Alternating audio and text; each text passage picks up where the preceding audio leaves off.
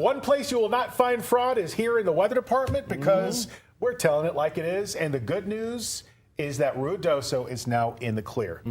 We have a layer of stable air moving on, so let's take a look at what's been going on. Right now, you can see that it's pretty dry here and pretty warm in Albuquerque, 90 degrees. Dew point is way down from where we were just 24 hours ago. So for later on this evening, it's going to be warm but comfortable. There's going to be a dry field of air overhead, and you can see that there are some storms across southwestern New Mexico, and that's really picking up some wind near Lordsburg and Deming. But beyond that, this is just beneficial rain in Doña Ana County, and we did have some really big concerns, a flood emergency earlier in Ruidoso. That has since expired because everything's stabilizing overhead, and that's a similar setup to what kept you safe just a few nights ago. Across the southeastern part of the state, there's a few isolated storms near Lovington, but really I'm expecting everything to start to wind down after we get past the sunset hours. In central New Mexico, yeah, looking quiet, and that's why we are looking pretty warm as well. So as things stand right now, it's mostly southern New Mexico up toward the northeast, but we're going to be drying out throughout the state for tonight. Going to be hanging on to a flash flood threat for southeastern New Mexico as we get toward tomorrow, because it looks like there's going to be a bit more activity over Ruidoso and over the Hermit's Peak Calf Canyon burn scar. But remember, what is most important is storm positioning. So if we're going to be watching really closely to the west part of Ruidoso, because that's where all the burn scars are. That's what's been causing all the flooding. Saturday, short-lived storms across the eastern portion of the state. And then by Sunday, it's looking hot and dry in most areas.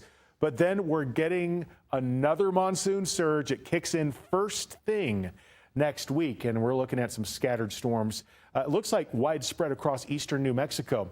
So there is plenty of change in the forecast, especially as we get closer to the weekend. If you plan on heading out and camping, looks like we are going to be seeing some chance of storms across the southeast, but especially across the southwest, and that is reflected here with some rain chances. You see this weekend, just 10% for Roswell, 10 to 20% for Silver City, but you're going to be cooling down with a lot more rain in Silver City for next week. Across the northeast, it's going to be mostly 80s, a drier picture out there, even in the higher elevations.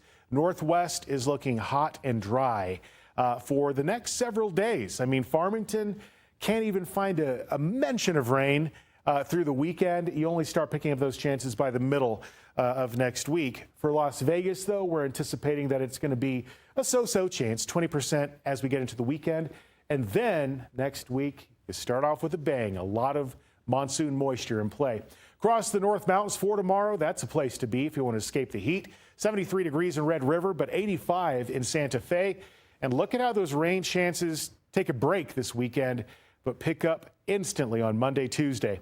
Across the East Mountains for tomorrow, I'm anticipating that those temperatures will start to really get up there. I mean, we're looking at low 90s for areas like Belen, the South Valley, most of the Albuquerque metro as well. And just take into account the concrete and asphalt in town. That's going to make things feel a little bit hotter than out in the less populated areas. So for Rio Rancho and Albuquerque, we are going to be getting to the mid-90s this weekend.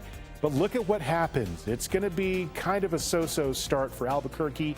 Monday, Tuesday, 30% chance of rain. But by the time we get to Wednesday, better rain chances and slightly cooler.